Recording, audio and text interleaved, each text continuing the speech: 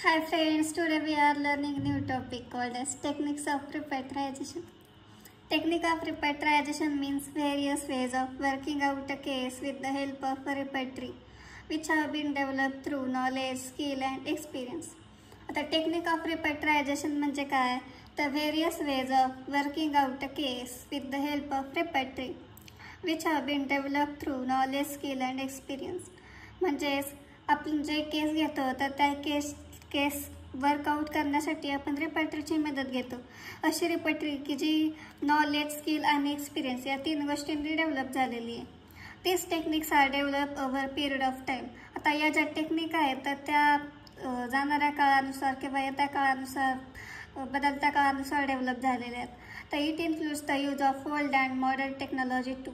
आता या टेक्निक्समध्ये काय जुन्या आणि मॉडर्न टेक्नॉलॉजी पण यूज केल्या गेलेल्या आहे. तर टेक्निक्स ऑफ रिपेट्रायझेशनमध्ये दोन मेथड आहेत. एक आहे ओल्ड मेथड आणि दुसरी मॉडर्न मेथड. तर पहिली बघूया आपण ओल्ड मेथड. आता ओल्ड मेथडमध्ये कोणती मेथड यूज करत होते तर युजिंग प्लेन पेपर शीट. तर प्लेन पेपर शीट यूज करून रिपेट्री यूज केलेली आहे. म्हणजे आपण नेमकं बघूया पुढे. In this method rubrics are arrange according to the hierarchy and medicines are listed against them. आता एक त्या मेथडमध्ये काय केलं जातं तर पेपर शीट घेतलं जातं आणि त्याच्यावर रुब्रिक्स अरेंज केले जातात अकॉर्डिंग टू हायरार्ची आणि त्या रुब्रिक्ससमोर मेडिसिन्स लिहिले जातात. All the medicines with their grades are written by hand against the symptoms. तर हे जे काही मेडिसिन आहे तर ते अकॉर्डिंग टू ग्रेड्सनुसार लिहिले जातात आणि त्याच्या symptom wise. At the end common medicines which cover all the rubrics are found out.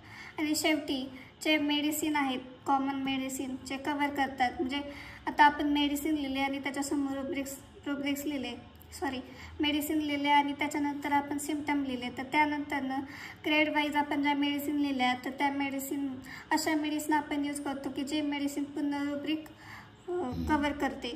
म्हणजेच कॉमन मेडिसिन आपण घेतो की अशा मेडिसिनमध्ये जे आपण रुब्रिक्स लिहिलेले ते सगळे कवर होत आहेत. They are further differentiated with the reference to the materia medica. नंतर हे आपण डिफरन्शिएट केलं जातं with the reference of materia medica. The advantage of this method is that while writing the symptoms, referring to the rubrics and noting down the medicines, one learns to use the repertory in a better way. तर या मेथडचा advantage काय आहे तर जेव्हा आपण symptoms लिहितो आहे तर रुब्रिक्सला रेफर करून आणि त्याच्यानंतर आपण मेडिसिन लिहितो आहे तर त्याच्यामधून आपल्याला काय होतं तर एक रिपेट्री यूज करायला शिकतो आपण बेटर वेने. It leaves a lasting impression on the users memory.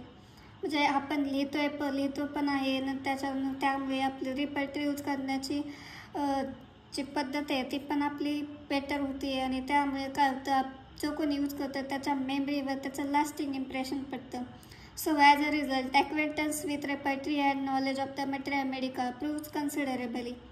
The only disadvantage is that it consumes more time in working out a case. फक्त त्याचे डिसॲडव्हान्टेज काय आहे तर ही केस वर्कआउट करायला खूप वेळ लागतो. Modern method using a repertorial sheet. The repertorial sheet contains a list of medicines alphabetically arranged as also number of longitudinal and horizontal columns for noting down the marks against rubrics. तर modern मेथडमध्ये पहिले आहे using अ रिपेट्रियल sheet. आता जे आपण रिपेट्रियल sheet use करतो आहे त्याच्यामध्ये काय असतं मेडिसिनची लिस्ट असते जी अल्फाबेटिकली अरेंज केलेली आहे आणि number of longitudinal and horizontal columns आहेत आपल्याला रुब्रिक्स नोट करण्यासाठी. तर दुसरी मेथड आहे using a card. In due course repertories divides some easy technique of working out case by using different types of cards in finding out a similimum. आता याच्यामध्ये काय आहे तर वर्किंग आउट आपल्याला जी केस घेतलेली ती इझी होण्यासाठी वेगवेगळ्या प्रकारचे कार्ड आपण यूज केले जातात सिमिलिमम फाइंड आउट करण्यासाठी. The use of cards in repertorising case can minimise the labour of writing work. आता आपण जे कार्डचा जो यूज करतो आहे तर त्याच्यामुळे काय होतं जे रायटिंग वर्क आहे तर ते कमी होतं आहे. So here the cards are arrange logically to find the final remedy. तर या मेथडमध्ये आपण कार्ड्स काय करतो तर लॉजिकली अरेंज केलेली की त्याच्यामुळे आपल्याला फायनल रेमेडी लवकर मिळेल. The advantage of this method is that it saves time and labor compared to the above two techniques. आता या मेथडचा ॲडव्हान्टेज काय आहे तर की आपला वेळ वाचवते आणि जे काम कष्ट करावं लागणार आहे ते सुद्धा कमी होतं. While its disadvantage is the limited amount of learning as there is no exposure to its symptom along with its group of medicine. तर याचा डिसॲडव्हान्टेज काय आहे तर त्याच्यामध्ये लिमिटेड अमाऊंट ऑफ लर्निंग आहे, म्हणजे कमी प्रमाणात शिकायला मिळतं. की कशामुळं तर त्याच्यामध्ये प्रत्येक सिम्पटम जो आहे तर त्याच्या ग्रुप ऑफ मेडिसिन्सला आपल्याला एक्सपोजर होत नाही, म्हणजे आपल्याला जास्त बघायला मिळत नाहीत मेडिसिन्स. सो थर्ड मेथड आहे रेफरल वे.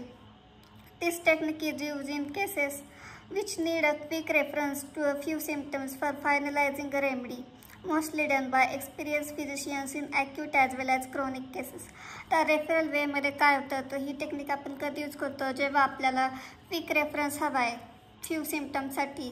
कशासाठी तर आपल्याला जेव्हा रेमेडी फायनल करायची, जे खूप थोडे सिम्पटम असतील आणि पटकन आपल्याला रेमेडी फायनलाइज करायची, तर त्यावेळेस आपण क्विक रेफरन्ससाठी एक्सपिरियन्स फिजिशियन्स ही मेथड यूज करू शकतात. Reference can be made using books, cards और कॉम्प्युटर्स. आता रेफरन्स आपण बुक्स किंवा कार्ड्स किंवा कॉम्प्युटर्स यूज करून पण करू शकतो. आता शेवटची मेथड आहे using computers. These days, due to easy access to the electronic device, the process of repatriation has become easy and non-time consuming. आत्ताच्या काळामध्ये इलेक्ट्रॉनिक डिव्हाइसचा इझी ॲक्सेस झालेला आहे, त्याच्यामुळे आपण प्रोसेस ऑफ रिपेट्रायझेशन इझी आणि नॉन टाईम कन्झ्युमिंग बनलेली आहे. So if the rubrics are selected properly they can be arrange and located in a computer repertory within no time. जर आपण रुब्रिक्स प्रॉपरली सिलेक्ट केले तर ते आपण रेपेट्रीमध्ये खूप कमी वेळामध्ये आपण अरेंज करू शकतो कॉम्प्युटर रेपेट्रीमध्ये. So the final calculation of marks takes as much time as in pressing a button. जेव्हा आपल्याला त्या मेडिसिनचं फायनल कॅल्क्युलेशन करायचं असेल तर त्याला खूपच कमी वेळ लागतो, जसं की आपण बटन प्रेस करायला जितका वेळ लागतो तेवढाच याला वेळ लागतो.